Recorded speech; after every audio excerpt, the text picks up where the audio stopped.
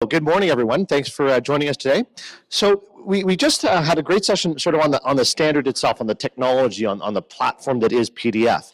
Peter and myself are going to take it in a slightly different direction and sort of kick off this morning's PDF day by looking at a really interesting use case or application of PDF technology. And hopefully, as you'll see, PDF is certainly a great standard, as Duff discussed, but it's a powerful standard that can be used to solve critical business problems. And if this, and it works. So good morning. We're going to be looking at ECM and dark data. So enterprise content management technology and dark data issues. And Peter and myself are going to look at how you can really, again, leverage this technology, the PDF technology, to shed a little bit of light on and to improve compliance, cut storage costs, and leverage those document assets. So when you look at it, just to sort of take a step back from, again, the standard, looking at the business issues, what we've got is just this massive sort of explosion or growth in data. And these stats are certainly not new to most of you in the audience, I would suspect. But you've got, every day 15 petabytes of new information being created. Enterprise data, so not just consumer Twitter feeds, but the real important stuff, growing at 650%. You've got 35%, almost a third, just over a third of the digital universe being subject to some sort of compliancy issue, some sort of regulatory oversight. This is not trivial stuff. This is really critical, mission critical business information that you need to get a hold of. And this is starting to cause concern within organizations. And what we're starting to hear is organizations are beginning to drown in this information. They don't really know what to do with it. We were talking to an airplane manufacturer. Their regulatory requirement is to be able to store their documents for over 100 years related to the design of their aircraft. So their question to us was, we need to be able to archive 1 million emails every day for the next 100 years. How do we do that? I mean, that seems like an enormous task, and it's changed in the last few years because people used to print out email and file them away. And that, of course, just isn't sustainable. We can't afford to have a truck full of paper show up at everybody's office every morning to be able to print the emails off. We need to find a way to do that electronically. And organizations are just overwhelmed with this challenge.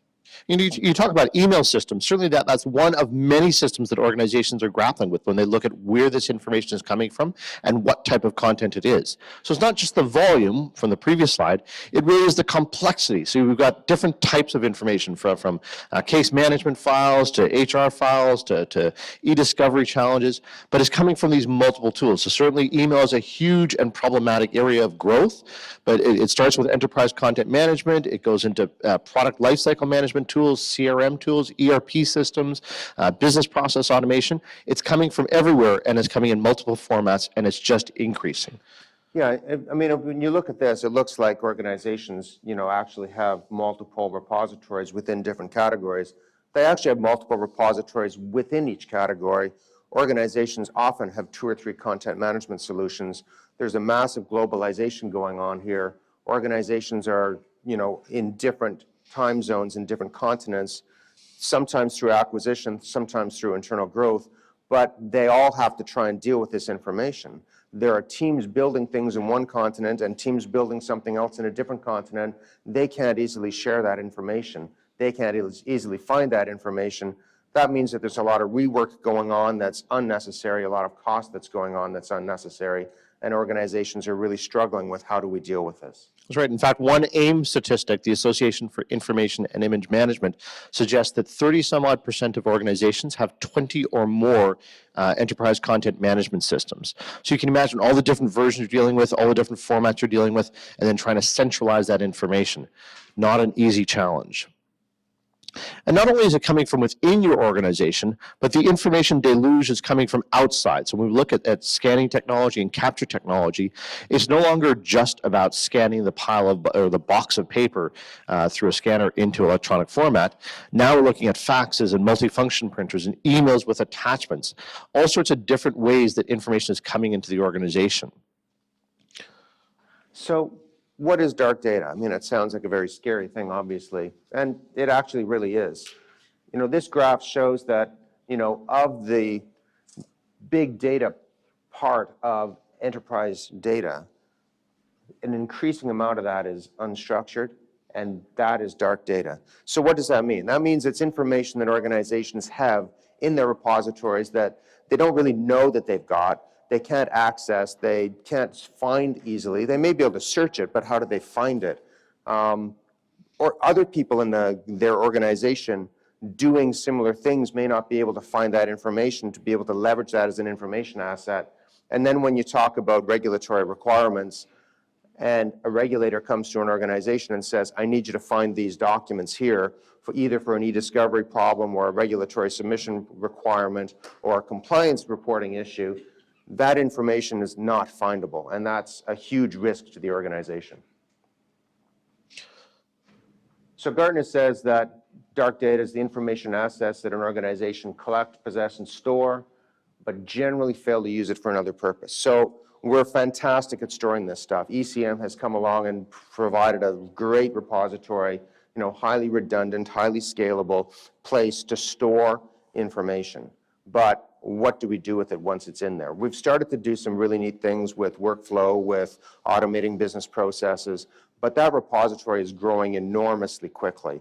And it's something that organizations are not able to really leverage in their business operations. That's right. So when we think about the idea of big data, everyone's all hot and excited about big data, big data, big data. The problem is up to 90% of that big data is the dark data, and that's really what we're going to be delving into in today's talk. So this is a quick example of an original source document that's been rendered to PDF format. So we know that the PDF is a great standard and there's lots of great reasons to use it, but what we start to see here is an example of dirty data, or which is almost a subset of dark data. So in this case, you can see that a layer of color has been removed. In the pie chart, some of the colorations and sizing have been altered. Some of the text is now missing. This is dirty data, the rendered version. If you were to look at this 10 years from now, you might not have any idea what the original intent of the author was, what they were trying to say, what the point of the story was, what that message was all about. So you think about this from a compliance perspective, from an e-discovery perspective, from just a sheer usability perspective. That data there is dirty data, it's dark data, it's unusable, it's unfindable, and ultimately it's as good as having no data at all. So now this is not to imply that converting things to PDF is a bad idea. What it means is that what you need to be able to do is ensure that you've got good processes and good controls in place to ensure that you think about how you create high fidelity PDF. And high fidelity PDF easily represents the original document, the intent of the original document, but actually goes so much further because you're able to store inside that PDF things like metadata, fielded information, extended information. You can actually even store the original document inside the PDF so that you get, as Duff spoke about earlier, an electronic envelope of information. That PDF is a fantastic container for collecting together that information and helping make sure that you don't end up in a dark data scenario. That's right. The issue is exactly that. If you don't do it properly, you don't think about these issues, you end up with a scenario with just insane amount of risk. And I know you've been dealing with a lot of customers that recently that are dealing with information governance issues and risk management problems. So sure. And so, an example of that is e-discovery. So, particularly in the US, e-discovery is a very hot topic. E-discovery readiness is starting to, trickle down into organizations. If you're not ready to support an e-discovery claim, it's going to cost you an enormous amount of money to actually scramble and get ready for that. Things like Deepwater Horizon, and BP is a really interesting example of, how much e-discovery was required in order to collect the information, analyze and apportion the risk and liability associated with that. And of course, the flip of that is not only finding the information, but having too much information can be just as much of a problem sometimes. Absolutely.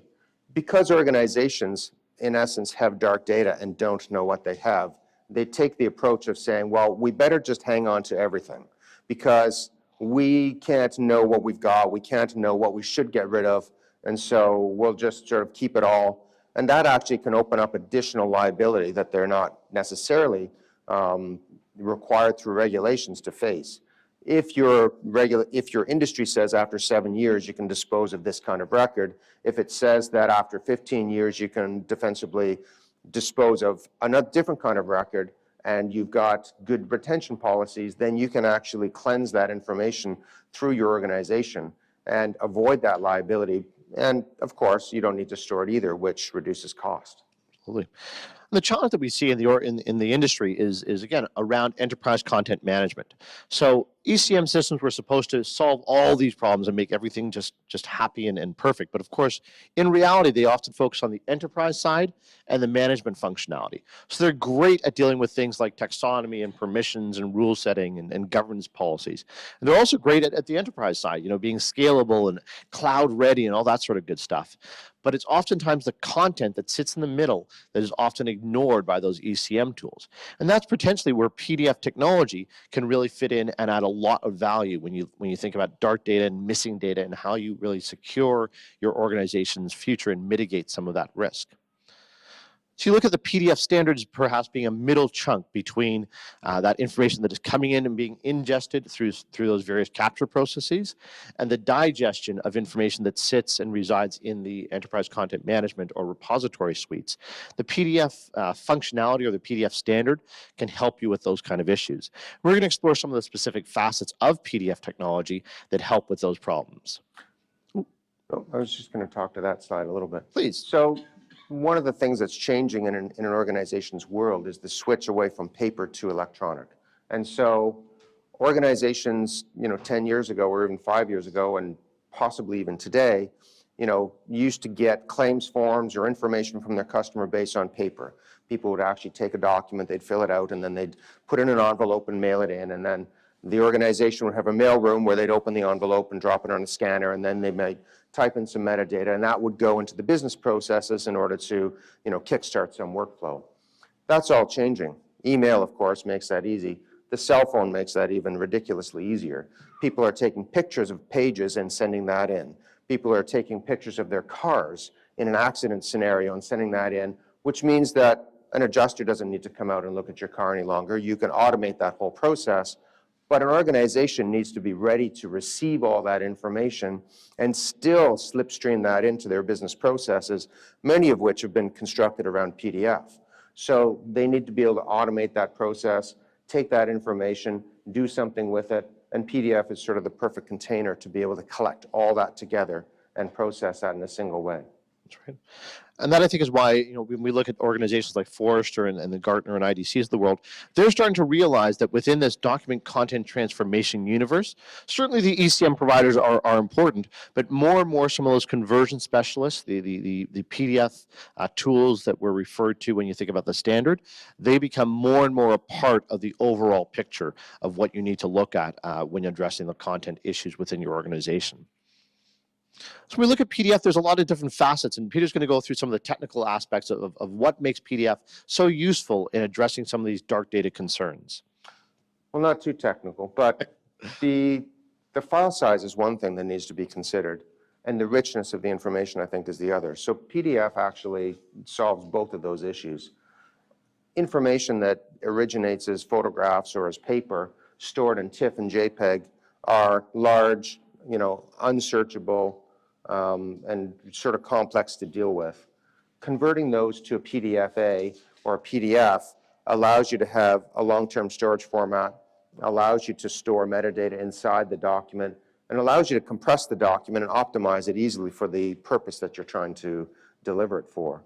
So in addition to that, of course, you can OCR that.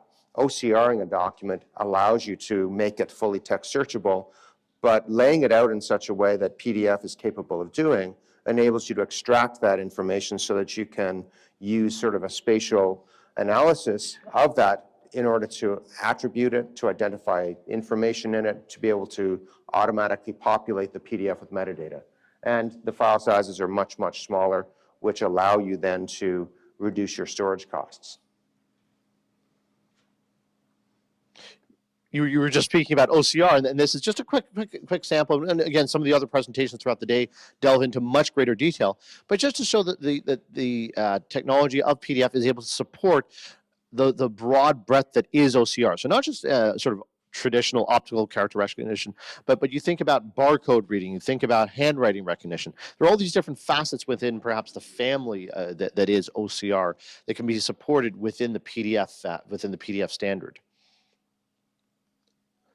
And this is a good example of sort of how that comes into play when you think about, again, that dark data, the searchability, the findability of information. This is a sort of an example of, we've got an ECM system that's trying to search for the word requisitioner.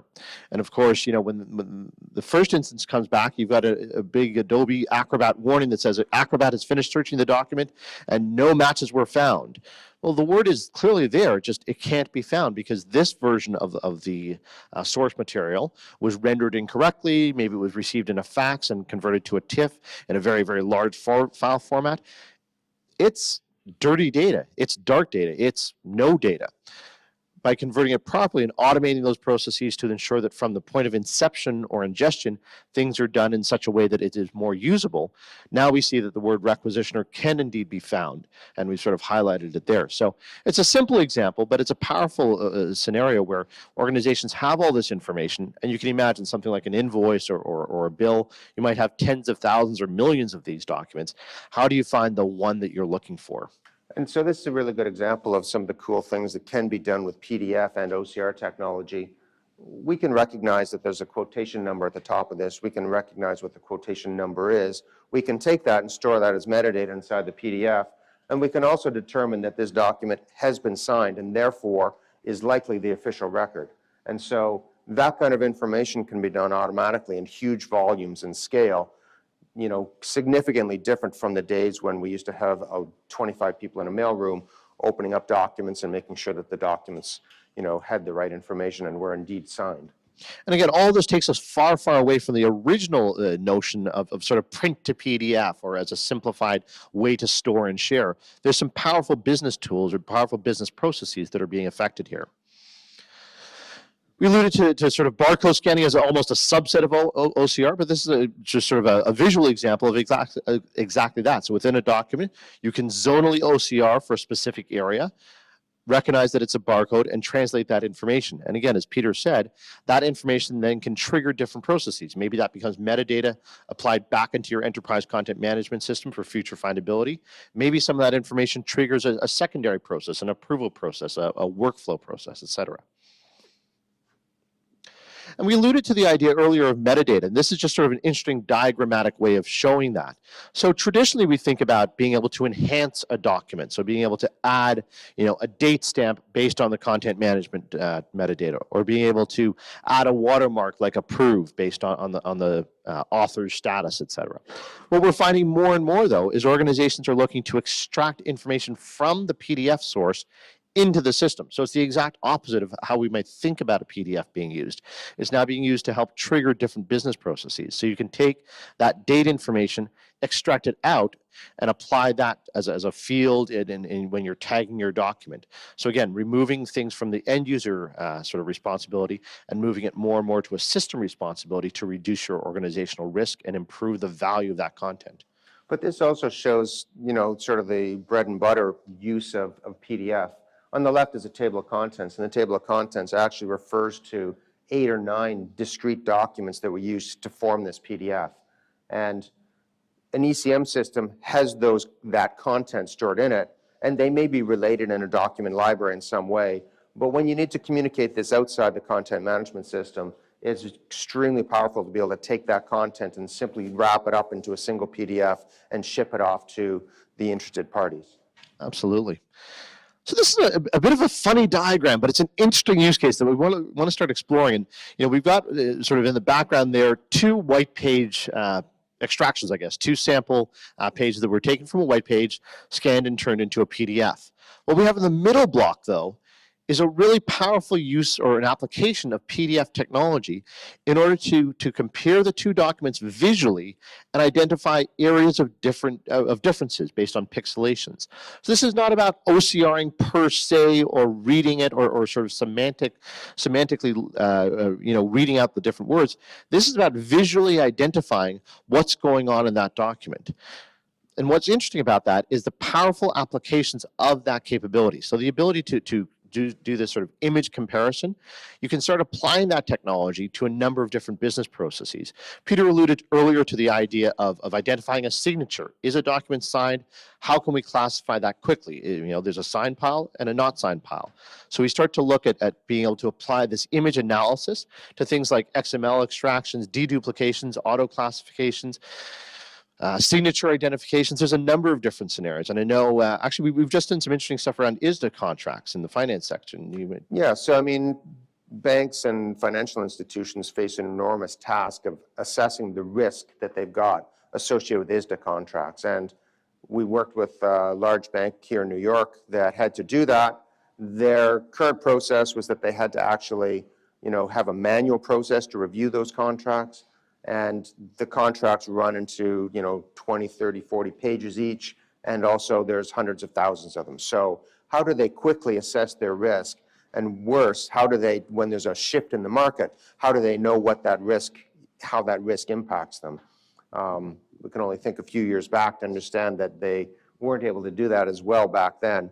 Automating that process, able to extract the terms and conditions, compare it against the standard ISDA contract, know what's changed, know what the interest rates are, know that this is the signed document, and apply that automation to a massive group of contracts gives you really quick data on how you can assess your risk. And that's an important use of how you can leverage this type of technology. That's right. So certainly creating the PDFs in the first place was a critical policy or compliance issue. You need to lock down those contracts so they cannot be altered. You can view them in the future. All the bread and butter use cases for PDF. But now we're starting to apply the same PDF technology to unravel the critical mass or the large big data almost of the PDFs and extract out of that the key data points into an XML format that is much easier to search through. So you don't have to deal with armies of lawyers trying to do manual labor. You can deal with a team of smaller lawyers who are looking for the critical pieces of information. So we talked about deduplication earlier, and that's a big issue in dark data. I mean, not only is it dark, but there's many different copies of the same content. It all needs to be stored. It all costs money. And if you're trying to make sense of what you have, you need to look at all of it. You may end up, you know, looking at the same thing 4 or 5 days apart, and you don't even realize it. Going through and doing a deduplication process, starting with a hash deduplication to merely identify files that are the same, then following that up with a text duplication where we can OCR the document, extract the text, and start to cluster things based on similarities. And then finally doing an image deduplication where we can actually look at different documents and compare them to each other from an image perspective to determine if they're duplicate. That also opens up the interesting concept of being able to say, well, here's a document and it's almost identical to this one, and it's different because it's a different revision of the same document. So, you know, that actually uncovers the ability to do that, and that, of course, is powered by PDF. So again, just a powerful use case where we're starting to see new and interesting applications of the standard to solve key business problems. So we see that the PDF technology that we were talking about, that we're anchoring around, is able to add a lot of value or to shine a light across the entire document lifecycle. So it's no longer just about the delivery of information. It's no longer just about locking it down and sharing it out, although that's a critical use case, certainly a bread and butter use case for compliance and collaboration and the like. We're starting to see PDF being applied not only to delivery and archiving, but to management and workflows and enterprise search and certainly the capture scenario, improving the way that you ingest and digest information. So again, an increasingly powerful tool based on multiple different use cases. So what we're finding is that really it's a case of not just looking at the technical standard and the specifications thereof, but really applying industry expertise across multiple different verticals, multiple different business processes, multiple different geographies, getting that industry expertise, applying that to the PDF technical standard in order to create document process improvement. And that's really what this is all about. It's not about a PDF standard, it's about improving your business.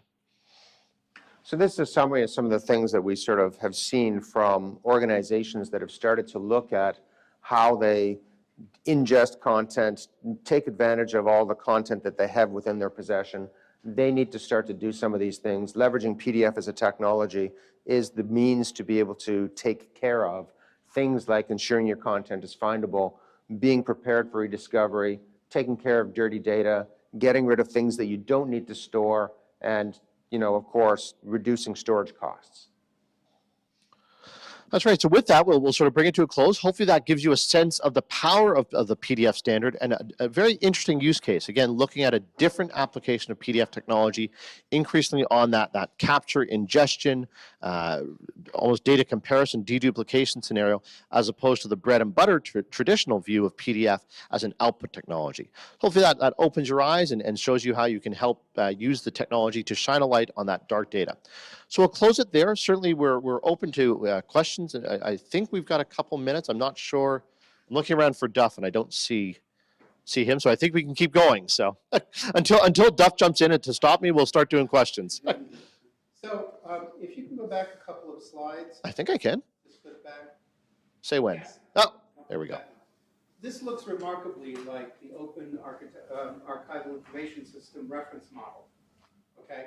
And was that deliberate on your part? It was indeed. So this is actually premised on, and it's actually one step further. So it's premised on an AIM, the Association for Information Image Management diagram, which is premised on about 12 different other models. So I don't want to say that they were not creative in their endeavors, but AIM obviously sourced a number of different models in building up their sort of template. We've leveraged that base template, which is sort of how they describe the life cycle of enterprise content management and content management. We've applied that logic to look at how we can deliver different points of value. So it is quite intentional. Other questions? Your second slide maybe showed how much data is exploding. Do you have any just Almost examples, soft examples of how much you've been able to help people mitigate these issues? Or somebody's been able to help mitigate these Sure. issues? Yeah. Well, I mean, The problem is big, but Yeah. practically, what's anybody done about it? Well, we started to be able to help companies mitigate these issues. It's sort of pervasive, and I don't think a lot of organizations have been yet, visionary in terms of how they address this. Information governance is sort of the new buzzword. In fact, excuse me, it's what the ECM industry is almost morphing into, is information governance. Organizations are just starting to look at information governance policies, but we've got some really interesting examples of where we've helped organizations reduce the amount of storage that they need, by $2 or $3 million a year. We can also help organizations automate processes that used to be manual processes. So people used to have hundreds of people in positions where they used to, in a document controller position inside an organization, where you can automate these things. There's a real challenge, pervasively, I would say, in organizations and people within organizations understanding what can be automated and what's possible to do. And, I think that there's a lot of runway for organizations like the organizations in the PDFA Association, as well as content management organizations, to address those issues. Reasonably, is there anything you see changing that hyperbolic trajectory of the dark data? So the industry experts would suggest no. I mean, the data is just going to keep growing and growing and growing. There are other conferences which will talk to how to reduce that. I think this is more about how do you manage that. And to Peter's point, so some quick examples that I throw out is it's less maybe about trying to manage this, because you're right, I mean, this is the boil the ocean scenario, but I think what we've seen customers do is leverage PDF technology to solve discrete, I don't want to say low-hanging fruit, but discrete specific problems. So we had one company that we were dealing with, and I'm going to get the numbers wrong. They had 60 some odd servers that they were using for rendering of documents. By centralizing and standardizing that on a single platform, they're able to reduce that, from 60 some odd down to a dozen or so. So, that type of scenario is a single small problem, but you can imagine, managing 60 pieces of technology with 60 different standards, with 60 different workflows versus managing a dozen can reduce some of this chaos. We had another company looking at deduplication and again, different tools, different processes, but moving that deduplication process from sort of a 30% accuracy rate to sort of a 70% or 80% accuracy rate. Again, it's not hitting perfection, but you can imagine doubling or tripling your accuracy rate on deduplication by improved use of technology can help to control some of this. So you're not going to solve, you're right, you're not going to solve these. You're not going to suddenly see, enterprise data is not growing, no one's producing anything. What you're going to see are tools and techniques that help to control and constrain that a little bit. Maybe one last, a couple of questions. Until Duff gives me the hook, we'll try one question up there on the stripes.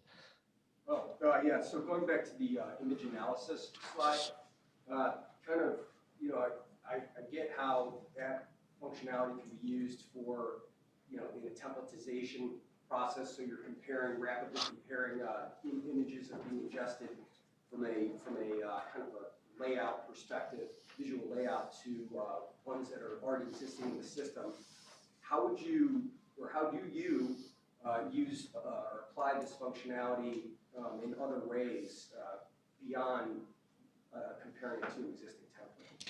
Peter and I actually just argued a little bit about that on the plane ride over, and kind of how this stuff goes. So I'll let him give his explanation, then I'll give my sense. So there's a couple of different applications of this technology. First of all, you can't start with this technology if you're trying to, or this technique if you're starting to try and deduplicate data. You have to do all of the other things first. The other things get you to within, you know, 90% of duplicates are identified. It's the last 10% that you want to be able to address, and that's sometimes where the, you know, the real benefit is. But a really other interesting example is, you know, is QA of documents. So in regulated industries, when you produce documents for customers or contracts or for submissions to the FDA, things like that, those documents have to be exact and perfect. And so, and you need to validate your systems that they're able to do that. So using these types of techniques allows you to use a sample set of documents, and then if you ever have to make a change to your systems, you can check to see whether or not your systems are still producing the same result with the new set. And so I've actually seen customers in the past print out 2 versions of the document, hold it up to the light to see, you know, am I producing the same thing? And so this is an automated way to be able to do that. I think I'd just add to that, almost similar to the previous question.